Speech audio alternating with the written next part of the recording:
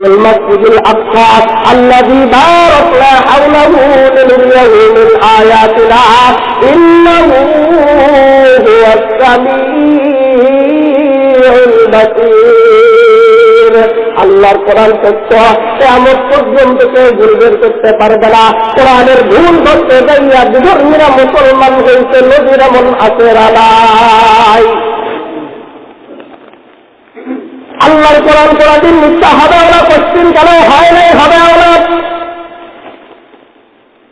এই কোরআনে আল্লাহ রব্বুল আলামিন আমি আমার বান্দাকে ভ্রমণ করাইলাম।